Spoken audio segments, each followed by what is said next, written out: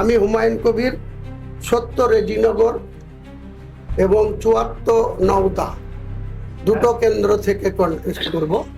ইয়াসির হায়দার, অপূর্ব সরকার যেখানে 4 বারের এমএলএ, এবারও কন্টেস্ট করছে টিএমসির হয়ে, সাংগঠনিক জেলার তৃণমূলের সভাপতি, তার বিরুদ্ধে আমাদের দলের ক্যান্ডিডেট ইয়াসির হায়দার।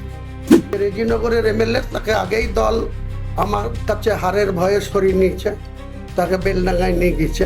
এটা দলের নৈতিক পরাজয় আগেই স্বীকার করে নিয়েছে। মালতীপুর, যেখানে আব্দুর রহিম বক্সি টিএমসির জেলা সভাপতি, ওখানে আবু মিন্নাত শেখ কন্টেস্ট করবে। আমার সঙ্গে আনুষ্ঠানিকভাবে মিম থাকবে। বর্ধমানের পূর্বস্থলী বাপন ঘোষ, পূর্বস্থলী উত্তর বাপন ঘোষ আমাদের শ্রমিক ইউনিয়নের রাজ্য সভাপতি, ও ওখান থেকে কন্টেস্ট করবে। আমি হুমায়ুন কবির ৭০ রেজিনগর এবং ৭৪ নওদা দুটো কেন্দ্র থেকে কন্টেস্ট করব। ৭০ রেজিনগর মুর্শিদাবাদের আমার হোম সিট, আমি যেখানে 2011-তে সেখানে এমএলএ ছিলাম, সেই ৭০ রেজিনগর এবং ৭৪ নওদা, যেখানে TMC Saina Mumtaz MLA existing ছিল, আবার সে পুনরায় টিকিট পেয়েছে, আমি সেখানেও কন্টেস্ট করব। ইয়াসির হায়দার, অপূর্ব সরকার যেখানে 4 বারের এমএলএ, এবারও কন্টেস্ট করছে টিএমসির হয়ে, সাংগঠনিক জেলার তৃণমূলের সভাপতি, তার বিরুদ্ধে আমাদের দলের ক্যান্ডিডেট ইয়াসির হায়দার। এছাড়াও বেলডাঙ্গা, ৭১ বেলডাঙ্গা, সেখানে আমাদের দলের state youth president Syed Ahmed Kabir, সে কন্টেস্ট করবে বেলডাঙ্গা ৭১ বিধানসভা থেকে।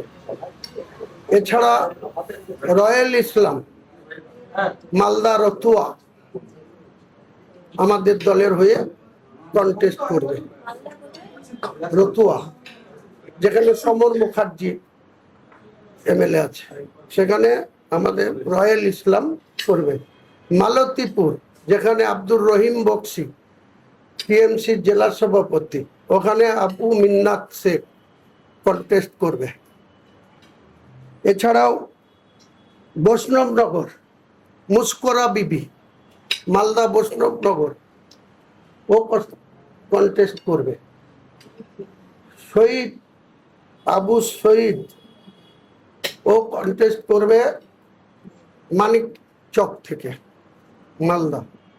এছাড়াও সুজাপুর থেকে আমাদের কন্টেস্ট করবে নাসিমুল হক।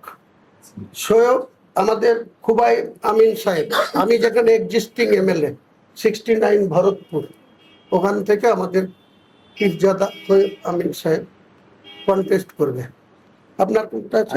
বেহালা বেহালা পূর্ব, নামটা বলে অনুপম রোহাতগি, উনি বেহালা পূর্ব থেকে কন্টেস্ট করবে, কলকাতা।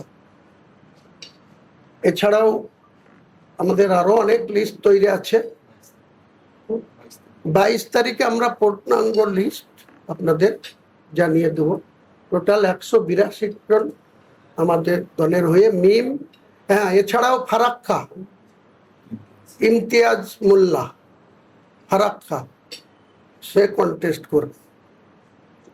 তাছাড়া আমাদের হরিয়ারপাড়া বিজয় শেখ, যেখানে নিয়ামত হাজি এমএলএ আছে, সেটা মুর্শিদাবাদের হরিয়ারপাড়া বিজয় শেখ কন্টেস্ট করবে। আরো অনেক ক্যান্ডিডেট আমাদের রেডি আছে। আমরা ফাইনাল ফেজ বা ফাইনাল লিস্ট আমরা আগামী 22 তারিখ রবিবার আমরা অবশ্যই আপনাদের আনুষ্ঠানিকভাবে জানাবো। আমার নেতৃত্বে আমার সঙ্গে আনুষ্ঠানিকভাবে মিম থাকবে। মিমরা কত আসনে করবে, মিমের নেতৃত্ব ওয়াইসি সাহেব, তাদের যে রাজ্যের অবজারভার, তাকে রাত্রেই পাঠাচ্ছে, আমার কাছে আসবে। কালকে আরেকবার আপনাদের সকালে আমি টাইমলি যৌথ প্রেস বিবৃতিতে কালকেও কিছু আংশিক লিস্ট আপনাদের আপনি বেলডাঙ্গা এবং রেজিনগর বলেছিলেন বদলের মঞ্চ থেকে আপনি ক্যান্ডিডেট, হঠাৎ বদল হলো তো? তো হঠাৎ বদল হওয়ার অন্য কোনো কারণ নেই। আমার হোম সিট তো রেজিনগর আগেই বলেছিলাম, আর বেলডাঙ্গা 71-তে ঠিক বলেছেন কন্টেস্ট করবো বলে ওয়ালিংও করা হয়ে গেছিল। সেখানে বিশেষ কারণে যে রেজিনগরের এমএলএ তাকে আগেই দল আমার কাছে হারের ভয়ে সরিয়ে নিয়েছে, তাকে বেলডাঙ্গায় নিয়ে গিয়েছে। এটা দলের নৈতিক পরাজয় আগেই স্বীকার করে নিয়েছে। তো তারপরে তাকে নিয়ে গিয়েছে বেলডাঙ্গা। তো বেলডাঙ্গাতে যে আমার কাছে রেজিনগরে 68,000 ভোটে জিতে থাকা এমএলএ যে আমার সাথে কন্টেস্ট করার সাহস করছে না, তা আমি মনে করি বেলডাঙ্গায় তাকে নিয়ে গিয়েছে, তার সাথে আমার আর কন্টেস্ট করাটা শোভা পায় না।